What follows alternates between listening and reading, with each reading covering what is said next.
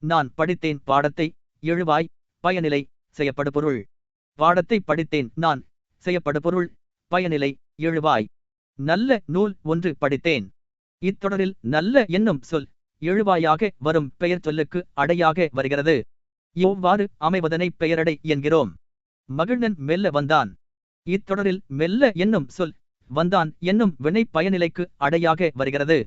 இதை வினை அடை என்கிறோம். வினை வகைகள். தன்வினை, பிறவினை. மாணவர்கள் கால்பந்து விளையாடிக் கொண்டிருக்கின்றார்கள். எங்கும் விளையாட்டு. மகிழ்ச்சியின் ஆரவாரம். கண்ணன் முகமதுவை நோக்கி, பந்தை என்னிடம் உருட்டு என்று கத்தினான். முகமது பந்தை கண்ணனிடம் உருட்டினான். பந்து உருண்டது. கண்ணன் முகமது மூலம் பந்தை உருட்ட வைத்தான். மேற்கண்ட சூழலில் பந்து உருண்டது என்பது தன்வினை, உருட்ட வைத்தான் என்பது பிறவினை. எழுவாய் ஒரு வினையைச் செய்தால் அது தன்வினை எனப்படும்.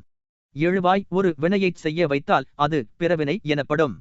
பிறவினைகள் வி, வி போன்ற விகுதிகளைக் கொண்டும் செய், வை, பண்ணு போன்ற துணை வினைகளை இணைத்தும் உருவாக்கப்படுகின்றன. தன்வினை. அவன் திருந்தினான். அவர்கள் நன்றாக படித்தனர். பிறவினை. அவனை திருந்தச் செய்தான். தந்தை மகனை நன்றாக படிக்க வைத்தார். பள்ளிக்கு புத்தகங்கள் வருவித்தார். செய்வினை, செய்யப்பாட்டு வினை. அப்பா சொன்னார், குமுதா, இலையில் உள்ள இட்லியை விரைந்து சாப்பிடு, அடுத்து தோசை வரப்போகிறது. டோட். அவள் சாப்பிட்டு முடிப்பதற்குள் தோசை வைக்கப்பட்டது. அப்பா சொன்னார், செய்வினை தொடர். தோசை வைக்கப்பட்டது. செய்யப்பாட்டு வினை தொடர். இது போலவே பாட்டு பாடுகிறாள். செய்வினை தொடர். பாட்டு அவளால் பாடப்பட்டது. செய்யப்பாட்டு வினை தொடர். தெரிந்து தெளிவோம். செய்பவரை முதன்மைப்படுத்தும் வினை செய்வினை, செய்யப்படு பொருளை முதன்மைப்படுத்தும் வினை செய்யப்பாட்டு வினை என்பதை நினைவில் கொள்க. படு என்னும் துணை வினைச்சொல் செய்யப்பாட்டு வினை தொடரில் சேர்ந்து விடுகிறது. படு என்பதைப் போல உண், பெரு முதலான துணைவினைகள் செய்யப்பாட்டு வினைகளாக அமைகின்றன. அவற்றை போலவே எச்சங்களுடன் சேர்ந்து ஆயிற்று, போயிற்று, போனது முதலான துணை வினைகள் செய்யப்பாட்டு வினைகளை உருவாக்குகின்றன. கோவலன் கொலையுண்டான். ஓவியம் குமரனால் வரையப்பட்டது. வீடு கட்டியாயிற்று. சட்டி உடைந்து போயிற்று. பணம் காணாமல் போனது. பயன்பாட்டு தொடர்கள்.